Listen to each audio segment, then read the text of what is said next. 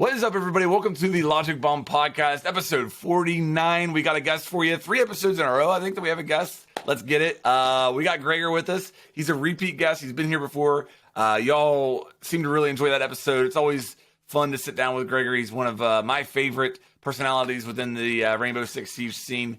So I'm excited for this episode. It's been a while. We've had a lot going on within Siege. Crystal Guard dropped. We had a free weekend that had a little bit of turmoil, a little bit of turmoil around it. Greg brought up what I consider to be a very interesting topic on Twitter yesterday, talking about recoil and weapons and stuff like that. We're going to get into all that, but let's just start out here with Crystal Guard. Greg, Crystal Guard, what do you think? You enjoying it? What's your feelings about Siege and Crystal Guard and how everything's going with this season so far? Love the game, hate the cheating problem.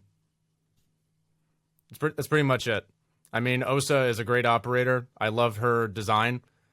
When I saw that they were adding an operator that had a unique piece of utility that could change the way that you did a site execute and a post plant, strategic stuff like that, to me, I think is what they should do more often in terms of adding new operators. So the fact that she had a pretty, not a crazy good gun, but a good enough gun, and smoke grenades. You know, she can't hard breach, she can't remove util, but she fills in a space that's interesting. So she's pretty well balanced, and I'm eager to see how she eventually gets implemented in competitive games. I think there's going to be a lot of good setups with her. But there's so many cheaters, man. It's driving me crazy. I don't know. Yeah, I'm not high enough elo to really run into it like all the time. But if I was sitting around Diamond or Champ, I'm pretty sure I would just go insane. The worst thing is when you aren't facing cheaters, it's normally because you can't find a game. Yeah, that's the big problem. Like, we had so many connection issues that we could barely get in game. We had to restart Uplay 1,500 times. We got in game, people got they crashed, they disconnected. Like, my game crashes at least once a day now. I get a hotspot on one of my CPU cores. Only happens in Siege. I know a few other people that have the same issue. The game just crashes, and it normally always does it like in the most unfortunate time, like match point, and you come back and you have an abandoned sanction. Boom! Enjoy the freaking 1 hour ban, the loss of elo, even though your team won, and now you can't play with your mates. And a couple hours later, the same thing happens to KS when we're playing ranked. We're in 4-4, and we're winning that round. Like, we're 4v2 on Canal. There's no way we're losing it. KS is covering main stairs. He just gets booted back to main menu. Can't reconnect. He gets a ban. Loses the elo. The day before, we couldn't get a lobby started whenever we tried to invite people. And the day before that was when all the cheaters were locking up the entire game. Oh boy. So you spend pretty much an entire week of just trying to get games in, and when you finally get them, you get spin butters or level 80. No, it's just my Smurf account. Wink, wink. Yeah. It's been rough, and it's such a good damn season. If it just wasn't for all that. I think that's a really great statement there, and I think that Crystal Guard might be the best example of what is the beauty of Siege and what's wrong with Siege. I don't know, like, Crystal Guard is such a good season. Osa, you mentioned it, Greg.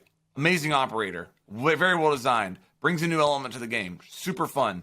Twitch changes. Awesome. Fuse changes. Awesome. IQ changes. Awesome. 3 map buffs. Awesome. The bank change is fantastic. So much good stuff there. But the season rolls out extremely buggy. The HUD bug has been extremely annoying. The HUD bug. I got hit by the HUD bug on stream several times. It's the HUD bug was bad. What's that? How many TKs after getting the HUD bug? I had one. It is so terrifying. I flicked. It was the greatest shot I've ever hit on my mate. It was a Moz guy. I was just like, I'm sorry, dude. I had the HUD bug. And then so then we got this great season. And to be honest, here's what was so frustrating about it to me. I felt like with this season, for the first time in a long time, Siege had some momentum and some hype. I think people saw North Star and people were just like, Favela rework, a better dock. I don't really care. Jaeger And dock. in this season, people were pretty hyped up about the changes, and it felt like there was some momentum. And then free weekend comes, and then bam! Like I said, I made a video about it. But as far as the hackers locking the game up, I said that was one of the weirdest days I've ever experienced in Siege. Yeah, it's difficult because it's happened in every other game as well. But I Shooters don't know. in general. I don't know if it's that. I don't know if that's an excuse or even like maybe that makes it worse. Maybe when it's happened in so many other games, that is the exact reason that they should have been so much more ready for it. That's a good point. I don't know how many of the listeners or viewers are gonna remember the chicken stuff in CS. There was a guy joining actual comp matches, LAN matches on an account just called Chicken, with a profile picture of the CS Chicken. Okay. And he'd just sit in the lobby and just ask, "You guys want to play?" And while it was hilarious, it was also terrifying. Yeah. That was possible, right? The implications of it. Yeah. Now, the big problem in Siege is probably that we have this beautiful system where for some weird damn reason you can't kick people out of your squad. Mm-hmm. Who came up with the idea that you can start a group, but you can't decide that people have to go now? The thing that confuses me the most about the lobby joining glitch with as far as I understand my rudimentary knowledge of it from a cybersecurity standpoint, when you create a botnet like that and you have tons of these different accounts joining different lobbies without the user who's getting affected by the bot conscientiously going into going through a menu, clicking on something that says, this person can join or invite this person or keep the lobby open or keep the lobby closed. There's something going on at an account level with individual Uplay accounts, which seems kind of weird. It has to be some API stuff where you can join a lobby without it ever actually hitting your game because you can't see that anyone's in there. Yeah. Right. And frankly, it doesn't matter how it could be done or how they did it. It is just infuriating that it was possible. And then I think the community reaction to it was a little bit weird because there was some, and I'm the first to give the devs like a second chance and say, let's see, maybe there was a reason behind it and stuff. But the argument that, there's no one working like Saturday and Sunday, that's just not a fucking valid answer to having a live service game. It's just not. We can't have Pro League games being held hostage by some 14-year-old little script kiddie. Like, right. It's just not okay, right? There's money on the line for those games. Yeah. There's sponsors. Even like imagine if it's your normal job and you just can't go there because someone put up a roadblock right in front of your parking and it's just impossible for you, like you can't do anything. I don't really care what the reason was, and I assume we're never gonna know why, because it's probably some security risk of saying why it happened. Yeah. But it's terrifying that it was possible. And then on top of that, you have all these free weekends, and I truly hope Siege goes free to play. I think Siege free to play would be awesome, but there's no way in hell it's even close to it now. Yeah, not in its current state. No. There's a lot of work to do. It is simply just too easy for cheaters to get banned, get on again. It doesn't require enough time investment from them to justify just making it free. What if you had to have a credit card on your account in order to play ranked? What if you're 17? Get your mom's. You're telling me that they've never bought an in-game. You're telling me they've never bought an in-game item? No, but what if Dad also wants to play? The reason why I mentioned that, I think I have 2 or 3 credit cards between debit cards and credit cards. It's not, I don't not know. normal in Europe. What's that? It's not normal over here. Okay. Most people will have one card, and the other cards they have will not be. So like a European debit card will not work as like I don't know what you call it, like an authenticator card, because they can't do the like $0.1 forth and back transactions thing. Okay. Like the Yeah. authentication. Yeah. I know that like this is way out there, but what if you had to buy your game in a physical store to play? Oh, God. We can't do that. I don't even have a CD. know. Everything's digital now. I don't have a CD drive. Think about USB. Okay. Just how much does a USB cost? Like $5? You buy the one game that's- from GameStop and you open it and there's just a little Yeah, just a little USB thing. Yeah. And that USB would come with like an RSA security key, like your TPM chips on motherboards.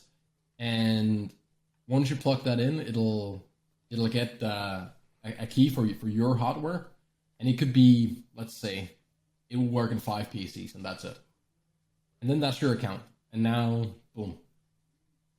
That's interesting. Done. It is. This is a tough one for me because I recognize the problem that we have with Smurfs and account selling and, the ease of having multiple accounts in Siege.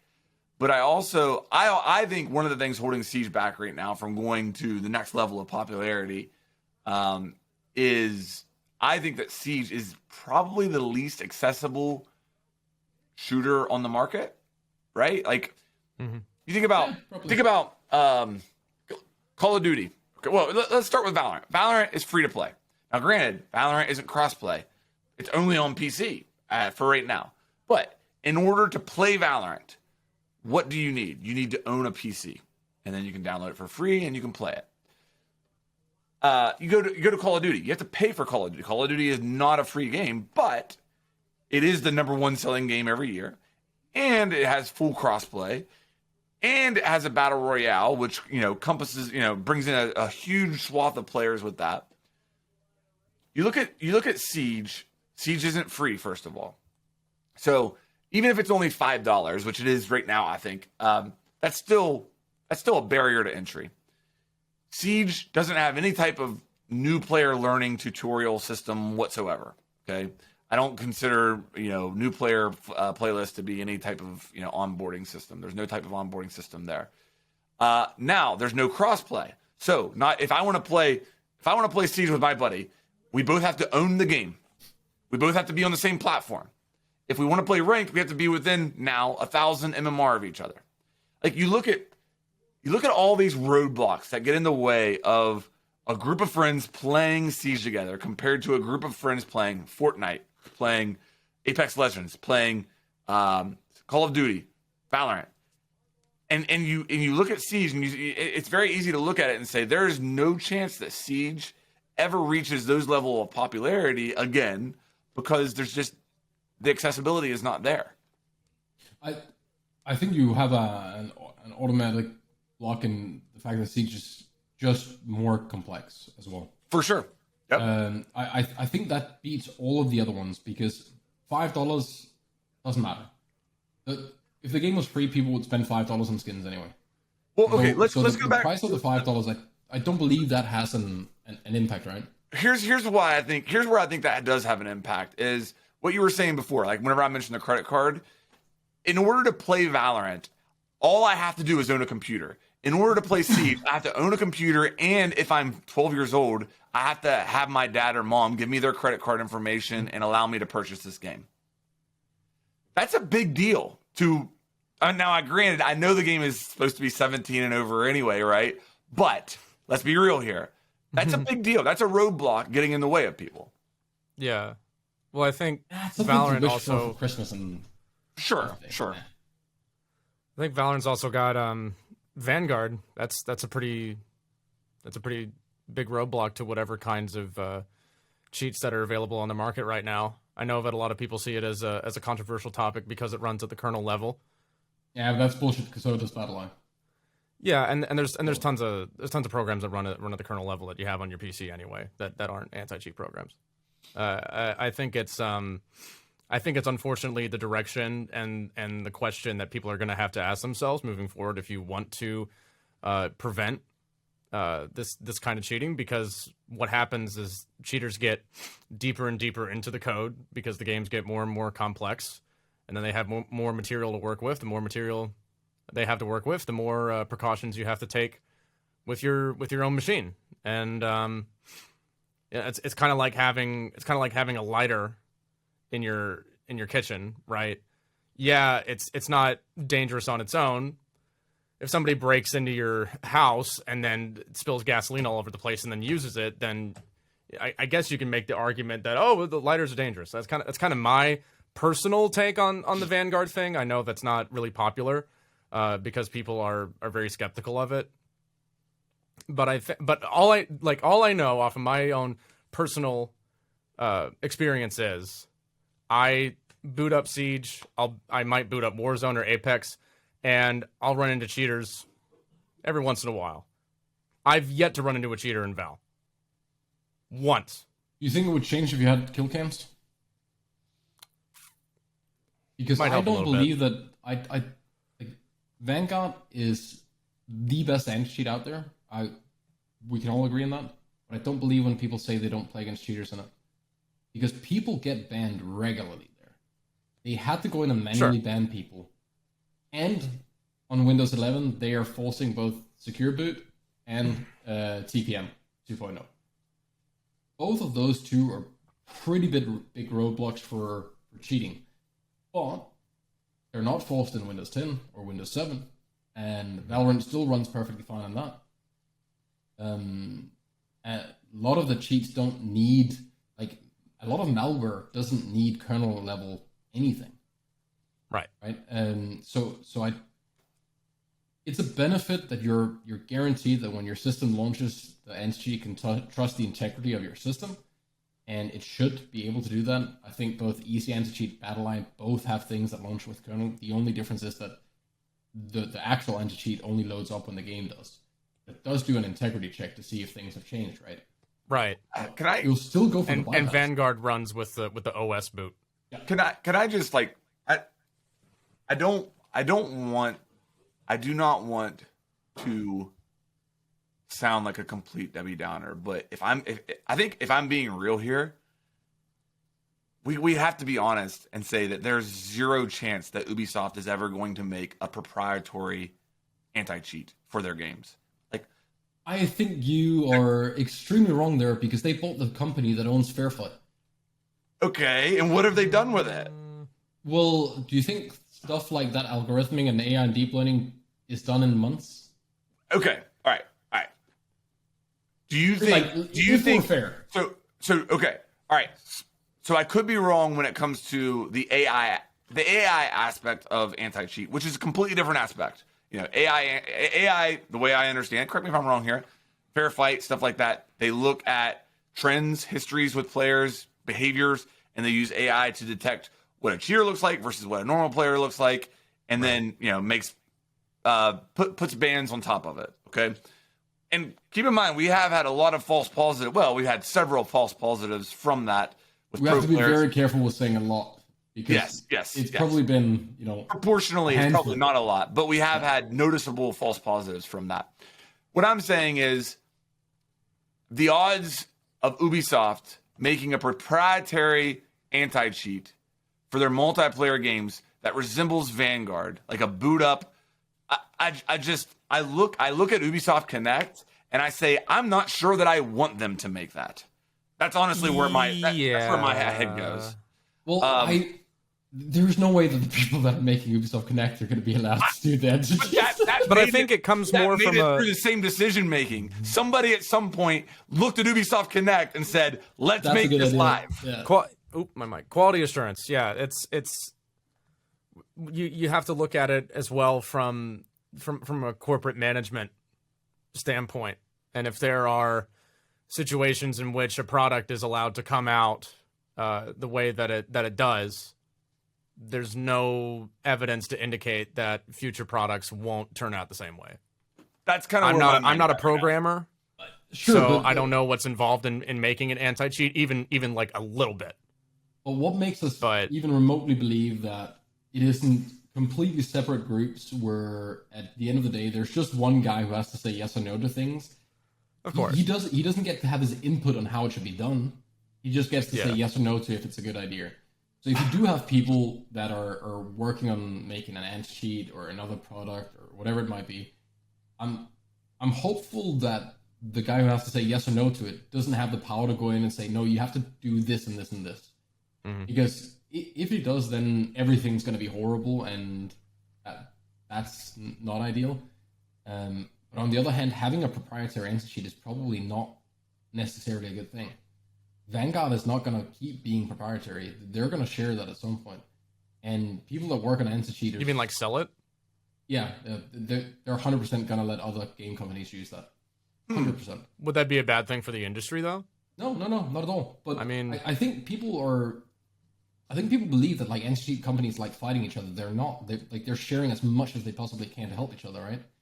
Like Vanguard doing their Windows 11 testing with all that extra stuff, they're without a doubt going to tell other companies about their experience with that. Like, did it help? Did it work? Is it good? And either way, competition is always good. Yeah. The big problem with third-party stuff, and it was the same we talked about when it was last time there was the influx with cheaters with Siege, was right around the time when real money transaction became such a big thing in Tarkov. When you have one anti-cheat that is on a lot of games, it is just way more beneficial to make something for the games where you can bypass a lot of stuff at the same time, right? Yeah. In Vanguard, you're putting all this effort in to do it in a place where manual bans are like happening, right? We see Valorant devs live banning people in Valorant. A thing that Siege is terrified to do, even if they're spin butting. It is so difficult to get someone to come in and live ban a player when you can see he's literally doing the helicopter through the room. Yeah, imagine if that happens during a Twitch stream. You would think that by word of mouth, it would kind of... Like, they have... I don't understand the precedent for why they can't do that, because they already have, like, the global, the cheater execution board on, like, the top right of the screen that runs all the time in ranked during professional games. Doesn't matter the environment that you're in. What would be the harm in just banning a spin botter when it's obvious that they're a spin botter and he's raiding Pengu's stream? That's like thousands of people watching that stream, all seeing this cheater get banned. That sends a message, I think, at least a little bit. But I think Ubisoft is seeing this the wrong way, and they're like, oh, but then it looks like we're giving preferential treatment to streamers. No, it looks like you're doing something. No. Yeah, exactly. It looks like you're doing Agreed. Something. Okay, so Bolo was streaming, I think it was a couple days ago, and I tuned into it, and the title of his stream literally was Cheaters or Elo Glitchers. And I tuned in, I shit you not, 30 seconds, he's in between games, gets into a game. First thing he does, as soon as he hears the game sound, he gets on comms and he asks one of his teammates, hey, do we have I forget what he called it, do we have a report on the other team? Like, he's basically saying, pull up your R6 tracker, and are any of you guys cheaters? The guy pulls up, his teammate pulls up the R6 tracker and says, yeah, one of them's been banned for cheaters. The dude was spin botting the whole time. So I'm sitting there watching Bolo play this with a blatant spin botter. Yeah. Bolo was playing Monty and just sitting here watching this guy spin bot. Wait. I was thinking to myself, like, this is such bad PR. Wait, one of them was banned before? No, tap banned. Yeah, R6 tap banned. Yeah. Tab banned. Okay. I was like, what the heck? And the problem with that, because we've been through that as well, right? Like, Tab has no affiliation. Couldn't they collaborate? Is there nothing keeping them? Because they have nothing to lose. There's like, Tab could mark all three of us as cheaters right now, and we can't, like, so what? Just about every Rainbow Six Siege streamer uses R6 Tracker or R6 Tab, and they have it on their streams. And then Overwolf will do paid content for Rainbow Six Siege content creators. They'll be like, here, check out R6 Tracker, go to the link in the description. Wait. The problem is that when you get tab banned, there is no pressure on Tab to be accurate. Right. Okay. If Siege fucks that up, they're in trouble. If Siege bans both Pingu ban. for cheating, and he didn't cheat, they're in trouble. If Tapstats does it, they can just be, oh yeah, oops. Our bad. Because they have nothing to do with anyone, right? Well, we're not affiliated with Siege, so we can't be held liable for it. Right. I guess I don't want to sound like super negative here, but my confidence in, I don't know, this whole the hackers locking up the game has sent me into a mind space of where it's where I'm questioning everything, because I made a video about this. It's a big deal, man. It really is. And listen, so how did the hackers lock up the game? They did something that allowed them to join lobbies without being invited. We have known that has been possible in this game for at least 9 months. That's the wild part to me. Okay, now that doesn't mean it was the exact same issue. Okay, and I want to drive that home, because they could have very well experienced that 9 months ago and thrown in a fix, and then this was a completely different exploit that had the same result, maybe, or a little bit of a different exploit. There could be a tweak on that, but nevertheless, it has sent my mind into this place of, holy fuck, can we do anything right? And I start thinking about things like, okay, how long ago did Fortnite go crossplay between Switch, PC, PlayStation, and Xbox? It's been probably at least 3 years, right? No clue. I don't know. I don't play Fortnite. 2 years, you're saying? Okay, let's say 2 years. Let's say 2 years. I think it's probably been closer to 3, but we'll say 2 years. So you're telling me that if you're the CEO of a AAA publisher, that you don't look at that and say, we need that. I'm a CEO of a AAA publisher that has one of the biggest multiplayer games on the market 2 years ago in Rainbow Six Siege. And you're going to tell me that you don't see Fortnite do that and say, we need this. Let's get on it. Let's make it happen. Because we're working on the new Assassin's Creed and Watch Dogs. Listen, I don't want to blame them for working on other games. But what I'm saying is my mind has gone to a place where I don't view anything that I fear that Ubisoft will never do anything that is actually cutting edge. And we're going to have crossplay in Siege sometime next year, or the year after. Yeah, by year 7. So, well, wait, why are we so worried about getting, all of that is quality of life stuff, right? That is, crossplay is something that would be awesome. But they need to get the base game, running first, man. Mm-hmm. Shotgun. Unacceptable. That sends me into an even darker spot. Yeah, that shit was in TS. And it got fixed, a couple days after everyone really started ranting about it, right?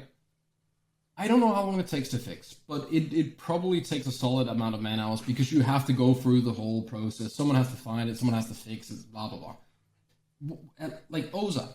You couldn't place Oza windows on any of the piano windows in Consulate on release day. Why? Huh? How was that? Was it just a bug? Wait, what? On the live build? Piano windows on Consulate couldn't place Oza windows. Yeah, I kept going up there, and Windows just disappeared, and then I got shot. I was like, okay, that's weird. That's probably just me fat fingering. I tried again. Nope, didn't work. Then you can fucking teleport with Oza through Windows. The Clash glitch is up for Oza. This is the thing. It's not just that Siege has occasional problems like, oh, here's a spin bot, or oh, here's a wall hack guy. It's like a box of chocolate hacks or bugs or something. You'll literally never know what you're gonna get. There's always something new. And it's it has a different flavor or some sprinkles on it, and you're just like, huh?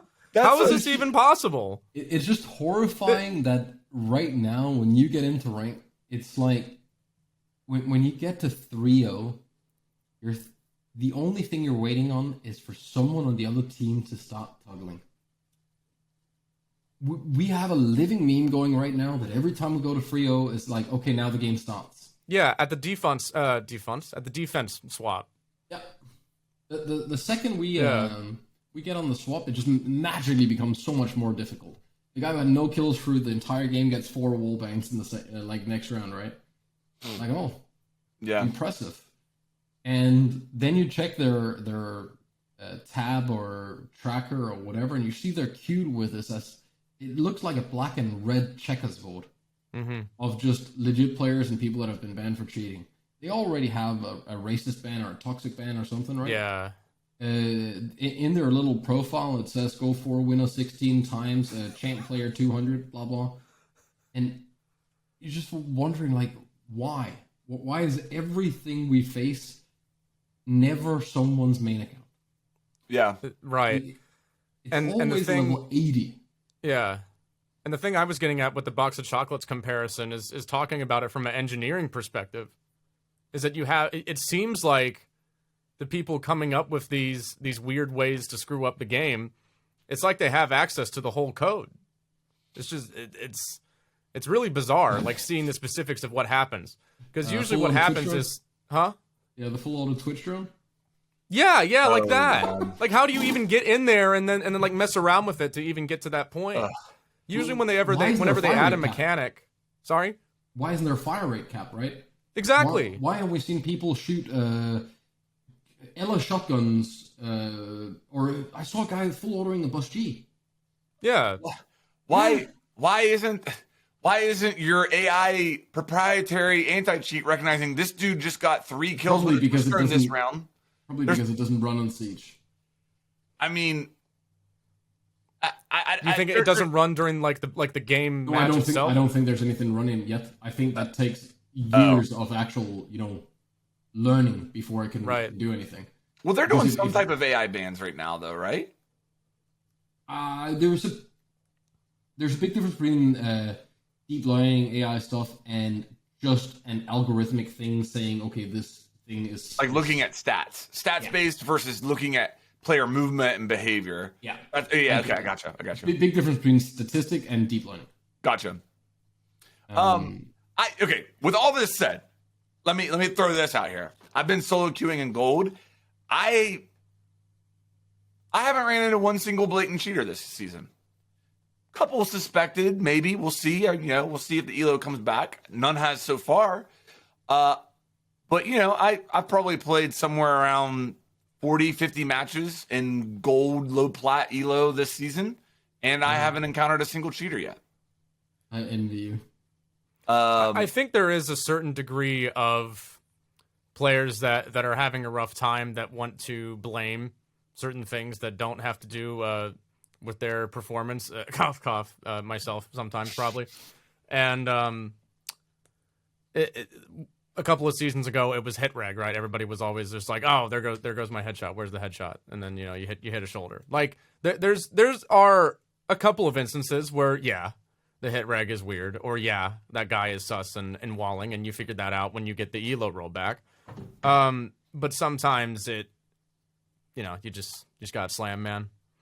It's okay, it happens. But at the same time, the fact that it's such a it's something that's in the back of your mind all the time is kind of a bummer. It's a huge bummer. Yeah, because it's easy to take that you probably just got slammed if you had played 100 games against all the people in the other team and you'd seen them the last 3 seasons, right? And you know that little Timmy also has bad games every now and then.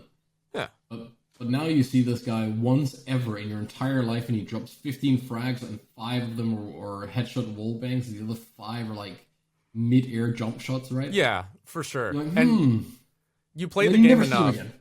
Yeah, you'll play the game enough and you'll be able to know when you're just like playing against a coordinated stack. I think that if you get enough hours in the game, you can tell when you're just, playing against a very coordinated group of players based off of like little nuances like their drone play. And when you're just like, why did this guy pre-fire this spot out of literally every other spot in the room that you could have possibly pre-fired? Yeah, Like, I feel the same way with stream snipers. Like after a while, you can start to feel what a stream snipe game feels like. To me, what I recognize is literally everywhere I go, I am met with a person almost instantly, no matter what. No. No matter Yeah. what. Doesn't matter if I'm on attack. Doesn't matter if I'm on defense. Doesn't matter what time of the round it is. Everywhere I go, there's going to be a person that is coming that direction towards me or is already there. Every single round. And that's not happened normal. today. That's not normal. That is not normal. Like, people can say whatever they want. People can say, well, that's a normal place for a person to play. Yes, I'll give you that. But it's not normal that every single round, every time you try to enter the map, there's a person there waiting. That is not normal. The best way I found of like checking if anything's weird. Well, first off, 90% of the time I can just type their name in and they'll be in the actual user list because they're about as smart as a doorknob. Right? Like little, you get shot by little Timmy. He comes around like full ADS at the tightest corner in a big open room. There's no reason for any goblin to be there, but I'm dumb, so I'm definitely there. But he's predicted this like, 4.5 hours ago. So he's ready, just going around. Yeah. And you type his name in, and he's, of course, in the viewer list. Now, if he wasn't, what I'd do is I'd go and play in the exact opposite side of the map next round. And he comes again. I'm like, oh, that's weird. Then I'll go hide somewhere, and I'll just be on cams and, like, literally not do anything. Mm-hmm. I'll get off cams, and there's a drone placed right next to me, looking at me, and he's waiting, the room down the hallway. Like, okay. Yeah. And then you Okay, go into match that's replay, and they're AFK for the first 15 seconds of every round. Every round. And then, yeah. Anyway. We had a game today with 3 of the people on the enemy team were in the viewer list, visible.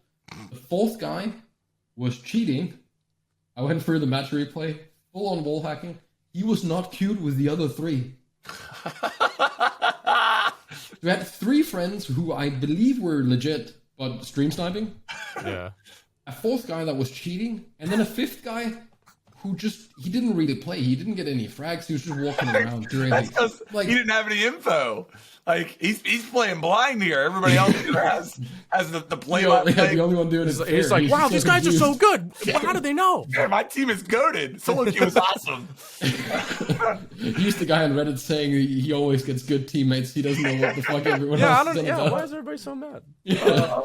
Everyone I get, they're so good at droning, man. They know where everyone is. Well, let's talk about a topic that Greg brought up yesterday on Twitter, and let me read this tweet, and I'll give you the floor here, Greg. You can talk about it, but the tweet was this. Sure. Here's a conversational topic: how do you keep people from gravitating towards low recoil, high rate of fire guns, F2, Roni, R4C as examples in a game with one-shot headshots? Go for it. What's your point there? What are you saying there? Or is there a point? What kind of feedback did you get? I think it's a super interesting conversation. Hot take. You take away one-shot headshot from those guns. Whoa. You make it like 2 headshots or 3. Holy shnikes. You went nuclear. Greg comes on the podcast and goes nuclear. I think that's the only way. Like, if you're concerned about gunners, mechanically skilled players trying to gravitate towards guns that reward mechanical skill, you have to take away the incentive that they're going after. If you have a gun, the way that I put it all the time is that if you have a gun that has the magic 3 combination, right? Damage, high rate of fire, low recoil, there's no downsides to using that gun. You can use that gun at short range, medium range, and long range just as effectively or more effectively than anything else in the game. Assuming that its handling properties aren't as, something like Maestro's Alda is a good example. The way they mitigate that is they give it a really, really long ADS time. So he has to play more passively with it. And no zoomed optic anymore. Because I think you mentioned your 3 there. I would say at the higher level of play, the 3 factors are high rate of fire, low recoil, zoomed optic. And if you have those 3 options, you have the Roni, basically, on Mossy. Yeah, you're missing capacity. Capacity is another Capacity is way more important than people give it credit for, because the Ronin will often win you a gunfight, but it's not going to get the next gunfight. Yeah, exactly. And I think even bringing bringing the headshot mechanic into the debate about the recoil stuff doesn't relate, because if you say Call of Duty, you still have meta weapons no matter what. Call of Duty normally has a 2-shot headshot, or it's 1 headshot, 2 chest shots, or 4 chest shots. There is still a combo that will just be better. Right. The thing I would be scared of is, what are you doing to fight the guy who's pixel peeking between 2 doorways where the only thing you can see is his head? Right now, hitting that once is hard enough. If you're asked to hit it twice, the guy playing there with a TSG or the ACS-12 or something doing high body damage, you'll never be able to fight it. Because you can't go around and go tuk, tuk, on the same spot. Our reset time is too long in Siege to do it. So at least if they were to do it, you have to give us like instant reset time so you could 2-tap people in the head. So you can literally go... Yeah. You're talking about the TCSG specifically? No. Like, or just if you were to make it at, let's say, a 2-shot headshot on the F2. Okay. Good luck ever fighting the TCSG. If he's holding a pixel angle, you have no chance because you're taking the first body shot and you have to hit a headshot in that spray. That's a fair point. You can't do enough body damage. I would say that I personally am of the opinion that it's okay for attackers to have more powerful weaponry than the defenders, because that's always been the philosophy from the get-go in terms of playing the game from a tactical perspective, especially on LAN, right? Because there's no peeker's advantage. Holding an angle is just a more advantageous position to be in a game like Siege. You can react to what the enemy is doing. The enemy has to be more proactive and do things to either catch you off guard or just beat you with their raw mechanical skill. So if you had some guns, like let's say like Capital's Para, it has a really low rate of fire. Its damage is like decent. It's good, but good. Yeah, it's higher damage. Yeah, but compared to his other options on attack, or what I should say, other attackers, right? You have operators like Ash, operators like Twitch. You know, if you could make whatever kind of loadout that you wanted to in Rainbow Six Siege, right? You could pick whatever primary weapon on any operator you wanted. I'm pretty sure everybody would just be using the G8 or the F2 right now. Nobody would be using the Para. The C7E is another one I throw out there. Well, what's the point of that argument? Because isn't that exactly why we're limited to having the weapons locked to operators? We don't get to buy guns. A lot of the time when we do lock guns, though, we end up giving them to guys like Castle, who is a pretty good operator in terms of his utility, but his gun stinks. Sure. And then you got operators like Aruni. You're adding all sorts of operators that have so many other things, like Ace. Like Ace has the AK-12. But I still don't like. I know they nerfed it recently, but I don't understand why they ever even gave it to him in the first place. Like his gadget is just too freaking important, in my opinion, to give him an AK-12. So I think that when you choose Castle, you're choosing like the worst, or the best example, right? The UMP is pretty meh. He does have a 1.5. It's all right. It has low recoil. Yeah. So there's a skill-based element there. And in comp, he does really good. Yeah. Like the UMP does really well in the right hands if played correctly. We do have the one-shot headshot. In ADS is fast because it's an SMG, right? It has atrocious fire rate compared to anything else. Right. Pretty much on defense. But is it a bad thing that there are some guns that are just straight up better? We're not going to have... Like, first off, I hope we're not trying to make it so we want all the guns to be equal. That's not the goal, I don't. Right? Yeah, Not I don't all. want that. Okay, so there has to be outliers. You have to use guns as a balancing metric for sure. But it also has to be a curve, right? We're going to have some sort of a bell curve where most of the guns are going to be all right, and then you're going to have some that are really good and some that are kind of shit. Yeah. It's just unfortunate the Castle has one of the kind of shit guns. He did get to keep a shotgun. He did get to have his barricades. Hopefully he's going to get some change to that at some point, so, I don't know, they do some extra stuff or get fancier. Because a lot of other operators got some sort of, either 2.0 version or update or something. But he's a really good operator. He is, but in ranked he doesn't get picked a lot. No, but And that's going because he's and going boring. off of sorry, That's because he's boring. right? I would say, But especially in ranked, people are just gonna, like I said with the tweet, you're just gonna have a lot of people that are gonna pick like guns that reward their mechanical skill more so than stratting, because Yeah, but stratting why- is a lot more involved. Why do people keep picking Jaeger then after he got damage nerf, recall nerf, less ammo? That gun is not even... Because there's not a lot involved in using a Jaeger ADS. It has Exactly. it has a really high floor of guaranteed value. Yeah, Right? but It's the most sustainable form of guaranteed value in the game. Yeah, but I'll Everything in promise this you the game people runs that are around. picking Jaeger are not doing it for his ADS. They're doing it because they can place his ADSs and then they can justify running around. Yeah, and then they don't lose anything by doing it. Yeah. yeah. They put it down and then they're like, all right, I'm good. And they've He's not- contributed to their team somehow. I don't think as many operators are being picked because of their gadgets even in high rank as people think. You don't think so? But Not I- even remotely close. I think that kind of plays into the argument a little bit here. Let me go back to the Castle and Aruni thing that was brought up earlier. I think that is a perfect example of what I consider to be a balancing mess in Siege right now. Take Aruni and you take Castle. Look at their kits as a whole, because everything is fair game. Everything's a balancing lever, right? The secondary options are a balancing lever. Their primary options are the balancing lever. Their abilities, their gadgets. So you look at Castle and Aruni. I think this is the best example because Aruni can punch walls. She has unlimited. I mean, Castle is limited by how many bullets he has in that shotgun. He could eventually run out. Aruni can do it forever. Aruni can one-punch barricades. That's a benefit to her. I would argue that Aruni's gates are stronger than a Castle barricade, although they have different applications where a Castle could be preferable over an Aruni gate. I get it. How about an Aruni gate comboed with a castle barricade? Or Waste of utility. Okay, never mind.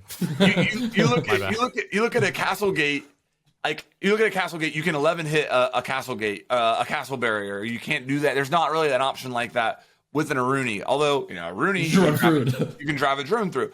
So I think when you look at their kits side by side, you end up with something that's very close to equal. Maybe a slight edge to Aruni. I would argue is that Aruni, her kit overall is stronger than Castle's. But then when you factor in the fact that Aruni has the Roni and Castle has the UMP, it's not even close. I would argue that those guns should be swapped, if anything. And I think that plays into, that's where I agree with you, Greg, is like, okay, if an operator has a super strong gadget, they don't need to have a super strong gun. Okay, that's a mistake. That's where we get into these like crazy pick rates and stuff. But the thing that jumped out to me in your tweet was I consider the F2 to be a higher recoil gun personally, and the R4C as well. Now didn't used to be, but like, is there a gun? Are you saying that you want all recoil in Siege to resemble like the Scorpion? No. Okay. I mean, yeah, that would just be rough. I think that I don't know. I think that a recoil change across the board where you just gave multiple guns a lot of recoil would probably do away with a lot of like the pre-fire meta. I don't know if that's an appropriate term to call it. Because one of the things that doesn't get counted a lot in terms of whether a gun is good or not is how far away you can just like laser people. And I think Rainbow Six Siege doesn't really have high recoil compared to like other FPS games. Yeah, I mean, I guess compared to Call of Duty, sure. But Call of Duty is deliberately, a lot of the guns are low recoil because, let's just face it, they're trying to get as many people to play the game as possible. And if they make the recoil too high to the point where it's not easily accessible, they're going to lose a lot of their players. Siege is a largely competitive, esports centric 5v5 elimination, plant the thing to win game, and it's a different animal. So the way that other comp shooters approach that topic is that obviously CS:GO has recoil patterns, Valorant has recoil patterns. I'm not saying that it's a one size fits all approach where you can't copy paste CS:GO style and then apply it to Siege. It's a completely different game. But I don't think like recoil changes across the board would necessarily be a bad idea. A lot of the time, what makes a gun bad in Siege in terms of its recoil is if it has a lot of horizontal, like side-to-side kick. The rate at which the gun kicks up can be mitigated to a certain extent because the gun, like, it doesn't kick down, right? It's gonna have like a little bit of upward deviation and then some left to right deviation. That's what makes Ella Scorpion not that great from far away, because it has a lot of left to right deviation. That means you can't really spray with it as effectively. Right. So you're taking more of a chance with that. You have to tap fire a little bit more. The problem with comparing high recoil in games like Valorant and CS to any other game, or ever using it as an argument here, is that in those games you have to stutter step when you shoot. Yeah, there's strafing involved, yeah. That's a different mechanic. No, Another not thing I just would throw out strafing. there- You have to stand still when you're shooting. Another thing that I would throw out there along those lines, to parlay into that point, I think that the fact that you can go prone in Siege is another aspect that you have to take into account when you're talking about recoil as well. What I will say, though, along your lines, Greg, I think personally, if you are pre-firing and you miss your first 5 bullets, there should be a penalty for that. In no world should you be able to hold down mouse 1, come around corners, and keep your crosshair exactly where you want it. I agree with that too. So do I. But a good thing you could do there is lower the ammo drastically. It lowered the ammo a bit now. Yeah. But I think it would be horrible, and we're kind of forgetting like that we need to stop comparing CS and Siege in terms of how gunfights play, because in CS you stutter step out. That mitigates a ton of peeker's advantage because you have to decelerate your character before you can hit an accurate shot. And it kind of makes that gunfight a bit more fair, right? In Siege, you fly around the corner going brr, but the guy you're shooting at could be in 3 different positions on just a normal surface. He could have vaulted up on something, be in 3 different positions on that. He could be repelled. He could be behind a shield. There could be a ton of gadgets, peeks, and right. So you have to be fairly accurate that when you come in and you start shooting, from you take your first shot to adjusting it to that guy has to be doable. It has to be doable. I'm with you, like hotter or a stronger recoil. But recoil is one of my favorite in the entire game. But it's controllable. It's not bad. Anything above that, and you start giving such a massive advantage to the person sitting still inside a room, that the only way you can ever push it is through just dumping utility in there. And I'm not against it, but you're gonna get the game that people will instantly complain about, where the only way you die in there is when 15 grenades and flashbangs are being thrown in there, because otherwise you don't have a chance to fight that guy. Well, that's why I think Ubisoft is in a tough position here, because I think if they mess with the gunplay aspects of the game too much, you're gonna end up driving a lot of people away. I mean, people still complain about the leaning changes that they've done years ago and the ADS changes. Yeah, but I don't think anyone ever quit because of it. I think some people quit. Probably. I mean, I remember when they took ACOG away from Jaeger and Bandit, there was a lot of outcry there. I mean, I've had a lot of people because of that. Like who does that? I've had a lot of people tell me they haven't played because Weirdos. they did the Sophia's recoil. I mean, and YouTube comments, whether they're lying. I mean, they're still watching YouTube videos. Yeah, so. I don't believe that for like, would you ever quit because your favorite gun got changed a bit? I would. No, because I'm already. Siege. I mean, I'm a YouTuber, man. I have a lot of hours invested in the game. I can't really just like pick it up and. Siege. If you were to play a game with like a hero shooter and they changed one mechanic on your favorite gun, you don't just quit. I wouldn't think so. Well, you do if you're a weirdo, yeah. But I don't think it's happening as much as. I think people like to say that they stopped playing, but yet they still follow the content religiously for years on end, and you still meet them in game when they say they quit. It's like, nah, maybe you didn't quit. You're just upset. Here's what I'll say. All right, and to kind of play into Greg's point here, and let me know if you disagree with this, Zeronic. I've never played a game with as fast of time to kill as Siege that has as low of recoil. Good point.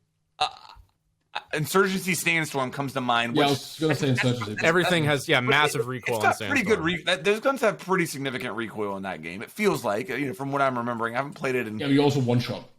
couple months. But yeah, it's a fast time to kill.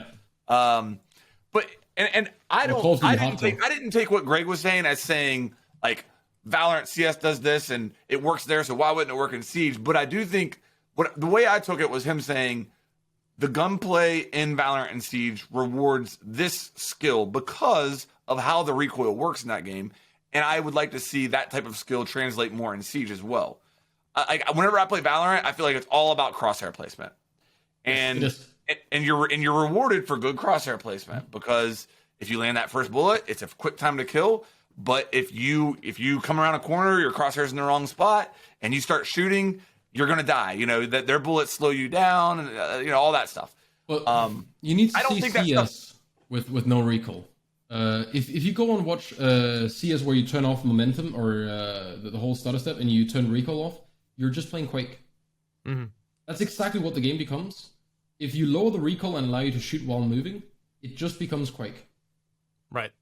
So we have the option between Siege, where it's like fast time to kill, which is kind of close to Call of Duty Hardcore, but not as fast. Or we have something where we have to kill movement before we can be accurate, which would be CS Valorant. Or we become like a full-on arena shooter like Overwatch, Quake, where you're beaming accurate, but you can move in any possible way, right? I'm not trying to apply the argument of Val and CSGO completely over to Siege. I think that's like an apples to oranges kind of argument. My thing with the designer's notes that they come out with every patch, where they see, here, look at the pick rate, it's really high. We got to nerf it. It's kind of become this vicious cycle that I don't know can be really addressed. I'm not saying that it should even be addressed at all. Personally, I don't think it's really that big of a deal if gunners want to play an operator that has high rate of fire, high recoil, or low recoil. You're not going to nerf mechanically skilled players on their own. It's impossible. And especially if you looked at ranked data, because I was looking at the defenders chart here to your point, Zeronic, Jaeger's pick rate is still like stupidly high, but you've also got Valk, Mozzie, Aruni are up there on the upper end of it too, and those are all operators that have guns that reward gun skill, and to a certain extent, I think you're gonna have to like cut your losses a little bit and just go, okay, ranked gunners are just gonna play whatever flavor of the month it is, 100%. until we nerf it. It is unfixable. What I think Ubisoft should focus more on is trying to not necessarily. I think there's going to be some operators that are just going to be niche picks on certain maps, and there's nothing you can do about it, and that's fine. But there are lots of operators that just basically get zero play for a number of different reasons that I think could be buffed as well, and that would make them more fun to play, more enticing to play. Like all the changes that they did for like the Twitch change and the Fuse change, I loved those because those give people options. When you keep taking away options from people patch after patch because of the way that you've done this system, where it's like, okay, take away this scope, then people play this operator, now we take away that scope, et cetera, there's no end to it. It's just going to go on forever, and then you're gonna generate more resentment among the player base because of that. But if we look at the year 6 season 1 defender win delta thing, so first off, we have to debunk the whole thing with like that they just look at the graph and then they go, oh, this guy's played too much, let's nerf him. Right. It's informed by that, of course, but it's not the end all be all for why things change, right? But that's the PR message that they send out whenever they put out these prepared statements. I don't think that's fair to say, because they've plenty of times explained that the win delta is not the reason for nerfing or buffing. They have said that so many times that if people still believe that now, they haven't followed well enough. People on the internet can't read. Yeah. But I mean, then explaining it to them isn't going to help either, right? But if you look at it now, the lowest, the bottom left quadrant in that, which is like the low pick, low win rate, all the Boohoo Goblin operators, right? Boohoo, yeah. You got Castle at the absolute bottom. Then you got Clash, Echo, Wamai, Pulse, Maestro, Goyo, Warden, and Chichenka. If we just like quickly look at them, they're all actually pretty damn decent operators. Oh, for sure. Like every single one of them. Yeah. I don't think Siege has ever been in as good of a spot in terms of like you can justify picking almost any operator if you want to play Yes. them. And automatically, let's just have little Timmy come up with 50 different operators, and doesn't matter what they do, there will be a segment that is fairly decent in the middle. You'll have your super S tier, and you'll have your absolute shit. Sure, operators. law of averages. Yeah, exactly. No matter what they do, it's still somewhat gonna look like this. They will never be able to clump all the operators together, and I do not want them to try. I want Siege to be asymmetrical and weird and have a reason to try and get good at that one operator that everyone thinks is shit, and then maybe you could change it. Maybe someone's gonna make a video one day that Castle is actually mega banger and really good if played a certain way. Or I don't know, man. Like I think trying to change that fruit balance is a bad thing. We as a community shouldn't be asking for operators to be swapped around too much to nurture. We should play them when they fit and then be okay with certain things just not being good. Yeah, and metas change in competitive games a lot. Yeah. Not necessarily because the dev team did something, but also at a competitive level, teams are going to be reacting to what other teams are going to be doing. Yep. Right. Flavor of the month sometimes is it has for a reason. Yeah. Where Sometimes do you it can guys stand on the Roni? Roni? I think the problem is a little bit overblown. Personally, I think that you could probably get away with taking it away from Maruni. I think Mozzie should keep it though. Personally. What about I agree with it being overblown a little bit. I think that the fact that there's very likely to be 2 of them every round that you play makes it feel a bit more oppressive than what it really is. I think Mozzie has no business having 1.5 on it. Personally, like you got to get rid of that like yesterday. Mozzie, you can keep it though. Like that Vortex Hollow is nasty. That it has. So that's where I would start. But again, it just brings me back. It brings me back to like the overall balancing, like philosophy and perspective on everything. Like, if an operator has a really good gadget, maybe don't give them the high fire rate, low recoil weapon in their kit. But why are they so afraid of taking away bullets, man? Ace. What happens if we give the Roni 4 mags? Why is that such a terrifying... Well, it would make barricades, like, imagine it across the entire board, right? It's just all operators, 4 mags plus 1 in the gun. So 4 in the rig, 1 in the gun. Barricade takes about 20 bullets. It would make barricades make sense to use again. Mm-hmm. Yeah, but... Well, from a marketing perspective, I always thought it was kind of weird. And this is something that I encountered a lot around year 1, year 2 of the game's life cycle, where it was Tom Clancy's Rainbow Six Siege. Here's a picture of a bunch of cops doing a cop thing. They kick down a door, tactical Oscar Mike move out. It's like this really, it has this kind of marketing appeal as like a tactical, like SWAT-like game. And then you get up to like, the diamond level of play, and then you got a bunch of people going around like, yeah, and like you got a bunch of people trying to get into the game, and they're like, what the heck? This is so weird. And having lower amounts of magazines would probably lend credence to that argument, because there's not a single tactical guy on the planet that's carrying 10 magazines for his AR. That's just weird. Or I don't know. Lot. Yeah, to go into a building with a squad of people behind him, it's just kind of like, huh? I mean, I think they fucked up enough by just even trying to market this as any sort of tactical, realistic game. I agree. I think it just call it a hero arcade shooter. Yeah. But what's the scary thing with having low ammo? Like on attacker side, against it. On attacker's side, I see an issue. Well, I don't see an issue. I would hate to be like, man, I can't shoot this barricade because I don't have enough bullets.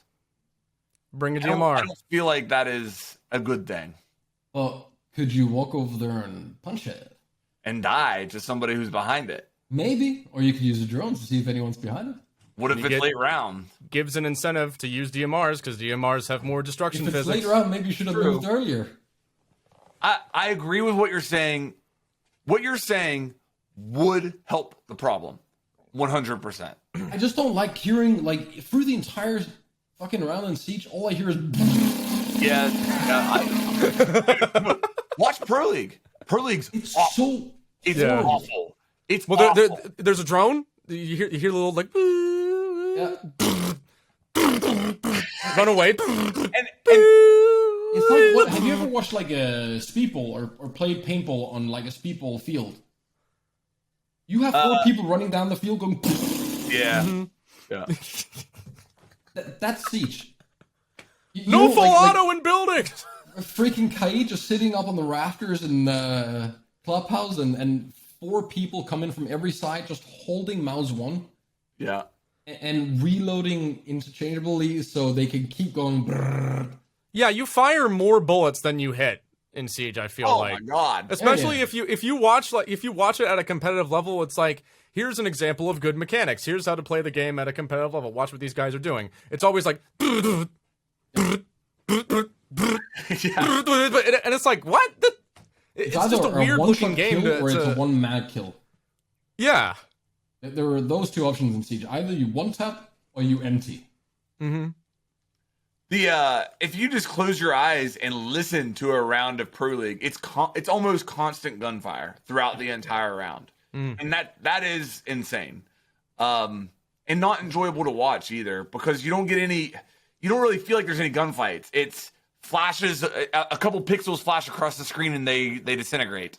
I would love them to do an event. Just do an event, like full rank mode, but give everybody like 3 max, like make it extreme. I would love that. Just so we can see how bad would it get. Yeah. Give us a reason to use the pistols for anything but always be, oh, I can't reload. Yeah. Yeah. Like, why not? Here- why not but just here's the try thing. it? Now there's a Ubisoft guy listening, and he's like, we nerfed all the gadgets, and now you guys are complaining about the guns. Come on, man, we're trying here. I mean, shit. Well, while we're on this, can I throw out my wish list item? Valk. Ubi. Well, no, listen. I said it the other day. Valk will go down in history as there's never going to be another operator that is as overpowered as Valk for as long in this game's history. It's not going to happen. There's just it's impossible to happen. People complain about Lion. I'm not saying that Valk is as broken as peak Lion. I'm not saying that at all. Are you talking about the throwing the cams outside? Well, no, I'm just saying Valk period has been overpowered for like 3 years and nothing has ever been done about it. She's never received a nerf. You can say the removal of her deployable shield was a nerf. It wasn't a nerf. Everybody brings Nitro Cell anyway. Plus, she got impacts, which She had 4 some would cams. argue. What's that? She had 4 cams. At launch. I'm talking in the last 3 years. Oh, okay. Okay, last 3 years, she's never received a nerf. And if anything, she's only received buff because of yellow ping. So, anyway, my golf Valk. My thing, Ubisoft, if you're listening, please, for the love of God, give Callie some type of a normal weapon option. I beg you. AR-33. This game is unplayable right now from a solo queue perspective, and the reason why is that if Thatcher is banned, we at the gold level do not have enough coordination on our team to even open a wall. And it doesn't resemble Rainbow Six Siege. It resembles Team Twitch drones Deathmatch. can jump now. Okay, I get it. But Twitch doesn't have Heart Breach. I don't even have that much coordination. In gold solo queue right now to say, Twitch, can you go get this off the wall and then have my Heart Breacher open it? Or even if that Heart Breacher is me. If Thatcher is banned and you are solo queuing, you are not opening walls. And Imagine. And Callie, we really need an alternative to Thatcher at that elo. Please give Callie a fucking weapon that works and that I can use That works. that I feel somewhat confident in, and let me use her when Thatcher is banned. That way, whenever I'm solo queuing, like it's realistic that me and the Thermite can work together to open a wall. Please. Is The Mav always amount banned of as well? times. What's that? Is Mav always banned as well? No, not as much. But and the amount of maybe that. times I've gone on Maverick, and tricked the wall, and I'm like, please open this. And then Zoph is like, Zoph is over. Zoph is in the Atlantic Ocean. bro. Buck is in the Pacific Ocean. I'm not even going that far, Greg. It's like, Here's what Clubhouse, cash. I'll play Maverick. I will do that for the team. I'll go Right. up there. For the team. I'll play Maverick. I'll have my thermite beside me. And here's what I do. Instead of what you're talking about, Greg, I just open the wall and then we burn the ADSs. If I can get the thermite to even coordinate with me enough to burn an ADS. That's the first question. Yeah. But if we do, and I get the electrical off with a nade, then thermite will go up there to go take it off. Well, guess what? We don't have anybody on server window. So the Kate is sitting, or the bandit is sitting right in there tricking and deletes it. yeah. It's Siege is becoming so complex. That's 3 different moving parts there. Me as the Maverick going to the wall.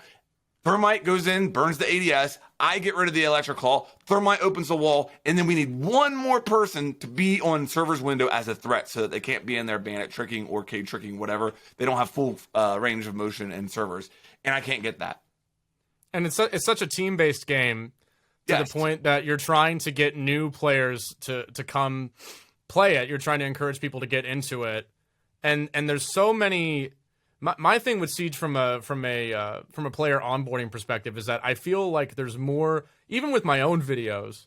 Whenever I write a script for, especially for like map setups, I feel like I say the word "don't" more than I do, right? There's a lot of don't do this, don't do that, don't put the claymore like that, don't peek this way, make sure that your guy is here. There's like lots of unwritten rules that you don't really figure out unless you die a lot or you have somebody explain it to you. And another nuance of that whole CC example you used, Flanked, there's you try to explain to somebody to like rappel on the little wall on the balcony. I don't know the technical call out for The it. platform. You know what I mean? Yeah, the platform. Yep. Someone rappels on it, and then when you're getting the line from below, somebody can like rappel on and then get the When you're get the when you're util. Maverick, is that Right? Okay, gotcha. Yeah.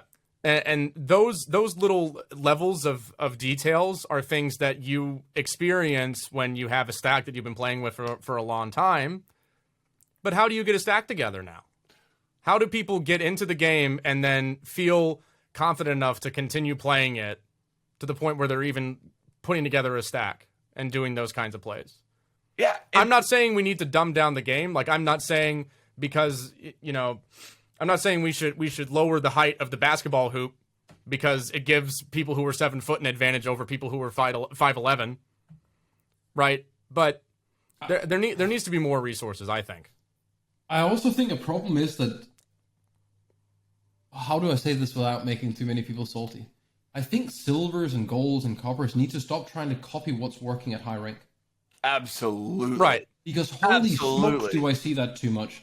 People are like, oh, like, for example, Clubhouse getting that like stuff off the wall. What we would have done was we'd make a mad line, have a guy on the rappel on the left, cover red stairs. We would just shoot open server window because we don't need anyone there. We just need them to know it's open. Mhm. Then we would do whatever it takes to get the stuff off the wall. We'd get the garage. We wouldn't push anything or take any fight yet until we have both breaches done. Then we would pinch the guy, lock him down, get the drones on him, use utility, whatever it takes to get garage, go for the execute, easy win. But even if I was solo, I'd just scrap that entire plan. Fuck that. Like, I'm not even remotely gonna try and do that. I'm dropping Lodgy Hatch and trying to see if I can sneak my way into to cash to get a kill or something. that's right? exactly Yeah. what happens. Yeah. After me playing Maverick in that situation and it failing because the missing part was we didn't have anybody watching Garage run out or a Claymore on it, and a person runs out of Garage and just shoots both me and Thermite that are up there on the platform. The next round I'm playing a Rooney or a Maru, and I'm getting into weight room and crouch walking my way to site. That's what I'm Well, going to do. But my point is I think it's wrong to go for the CC wall take as like 2 people if there isn't already one covering garage. Like, even trying to start doing that, I get the sentiment of like, well, I'm asking them to do it, but the second you realize that they are not responding, they are not trying to do this, sticking with it is a bigger mistake than anything.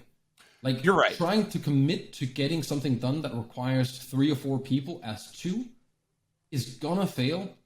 And, well, on the off chance that it works, it was pure luck, and you'd probably have won anything.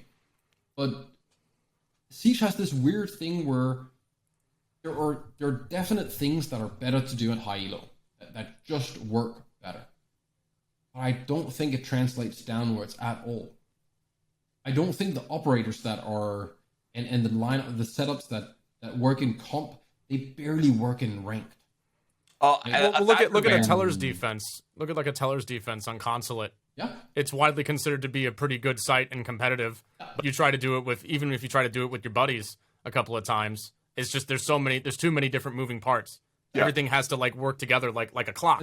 All the cogs have to like go together. It's so simple at a high level because you know that the attacking team has to do certain things to succeed.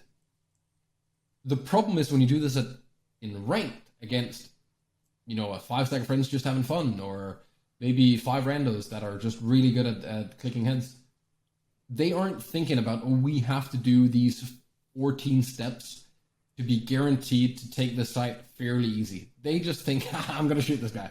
And then they run in, and maybe it works, maybe it doesn't. The same, like just before you jumped on, I was watching Pengu stream, and he was explaining how it's insane that at like champ level, so many people don't understand the bare basics of like FPS, like holding a crossfire. You have 2 people looking at a door and little Timmy keeps peeking. Why? You hold the outer edge of the door on both sides. That way, no one will ever be able to shoot at you or your teammate without the other one being able to see him. And the second a gun is fired, the other guy swings. Do that, you will at least always do a 1-for-1 trade. Because the guy can't shoot left or right. It's just geometry. Yeah, it's so simple. But little Timmy keeps peeking it. You can't tell him no. No, it just doesn't work. And this is at champ, right? Like, this is the best Siege has to offer in terms of elo and high level play. And things that would get you, like, destroyed in CS by, like, I mean, I'm pretty sure the 9 other people in the lobby would all get together just to yell at you if you did that. Well, the weird part about it is that I've been playing other games, like rank modes and other games that aren't shooter games, like League of Legends. Even at Silver Elo in League of Legends, people are like, I can't believe my jungle isn't doing this. I can't believe my top lane is doing this. Why didn't we ward that? Dude, what are you doing? You're trash. You need to put the thing on the thing. You don't take a team fight like that. And then in Siege at Plat 3 to Plat 2, it's like, we forgot to do top red rotate. That or someone is like fully losing their shit. Like there's those 2 options, right? Because all the normal sane people are just staying fucking quiet. Yeah, exactly. Let me throw this at you. I think one of the factors of what you guys are talking about there is how successful you can be in Siege ranked by just being a hyper aggressive defender. And or attacker. Or just having good aim. Or an attacker. But here's I'm not saying that that's the only way to win. I'm not even necessarily saying it's the best way to win. But I will say that being a hyper-aggressive, spawn peek, run around as soon as you hear sound, go towards the sound, pre-fire everything, that player on defense is the easiest way to do well in ranked, in my opinion. Zombies. But it's also the easiest thing to counter as an attacker if you are willing. Exactly. I was just getting ready to say that. If you play, and what's scary about that is that if you play against a well-coordinated team that's using their drones correctly, like, that'll be the easiest kill ever. Mm-hmm. And I wonder how many of those people that play like that are either 4-0ing. I would love to look at their match history and see how many are either 0-4s or 4-0s. I would love to see that. But I don't know. I don't know. I think what we're talking about here is an indirect result of the age-old question of, is Siege a game that's primarily about utility or primarily about gun skill? And it's an FPS game. It's about getting dopamine by making other people not having fun. That's it. Whatever way you make the other person lose is what makes it fun. Look at your reaction to getting the 2C4 in your newest video. Like that was basically just you going. That's me. That's me though. That's utility. Like I hate Valk, but I will play her on that objective. I used her camera. I pinged. I used this nitro cell. It was awesome. I got 2 peaks with it. That's what makes me happy. The thing that made you so happy was you got 2 people that weren't even remotely close to where you were. Sure. Right? Like yeah. They had no idea, and they're sitting there punching the table because why didn't we drone it out? The same when you do a spawn peak. Like the other guy that gets spawn peaked is so pissed because he knew that if maybe he just spawned the fuck in instead of sitting on Tinder while the prep phase was happening, he'd maybe be ADS to that damn window, right? But he would be dateless. It's just, yeah. But he would be dateless that night. Yeah, he'd still be single. There's that. So you got to pick one. You got to pick a diamond charm or your Tinder date. Any day of the week. If I tell my wife about my Tinder date, I can honestly, that was a seriously fun discussion, and I think we could talk about that for hours. Honestly, it's like the age-old question of Siege. But one thing, as we're wrapping up here, guys, Greg, did I see that you're starting a Siege podcast of some sort? What's going on with that? A gaming news and discussion podcast. Oh, cool. It's more pertaining to games industry related topics, but of course we're willing to talk about things that are Siege related as they pertain to the industry as well. I say we, it's mostly me, but I have a couple buddies who agreed to co-host it with me. So it's going to be uploaded on my YouTube channel every Saturday at about 1 p.m. And just go to my YouTube and sub, and then you'll know. This weekend we're going to be talking about Deathloop. Okay. So that's cool. Be sure to tune in. So it's going to be a little bit more broad than just Siege. Obviously, you're going to be talking about gaming related news as a whole, which that'll be fun for you to take on a little bit more topics and stuff like that. I've always admired going a little bit more broad too. That way you don't sit here and tell that way you don't sit here and tell level 50 anime profile pictures to get off your lawn every week. Yeah, like we do. Back in my day. Siege really does make you a grumpy old fart if you played for 6 years. Holy smokes. It is really weird to think about. Like there are people that like I've been running my channel pretty much ever since like the end of year 1 around Red Crow based off of Rainbow Six Siege. And there are people that went like who were watching my content in high school that graduated high school and are in college right now. Yeah, that's horrific to think about. It is a little bit. Like my roommate keeps telling me, he's like, "You're hitting the big 25." I'm like, "That's it." I'm like, "Stop." You're getting put on thermite. Stop. That's what happens. You go in the I have thermite a person box. in stream that has pretty much chopped exactly on the day I got married, so I can kind of use that as like a measurement. That's terrifying as well. Just seeing that pick up. All right, so Greg, your podcast is going to be on your YouTube channel. We'll have the links for your YouTube, Twitch, Twitter down below. If you guys want to interact with Greg, his stuff will be down there. Thanks so much for coming on again, brother. Appreciate it. Thanks for having me, guys. Yeah, always a pleasure. You've been on the grind. I've been seeing you with the Valorant content and the Siege content. And, yes, sir. Keep it up, man. Keep it up, sir. And we're covering Battlefield and the new Halo when those come out too. Yeah, if Battlefield ever comes out, right? It wasn't. It wasn't that much of a delay. I thought when people were saying it was going to be delayed, I thought they were talking like 2022. Oh no, yeah, just November to October. That's no big deal. Yeah, that's not that bad. So, all right. Well, thanks so much for coming on, Greg. Thanks again, guys. Again, Greg's links will be down in the description if you want to go check him out. Thanks for hanging out. We'll see you guys on the next one. Peace out.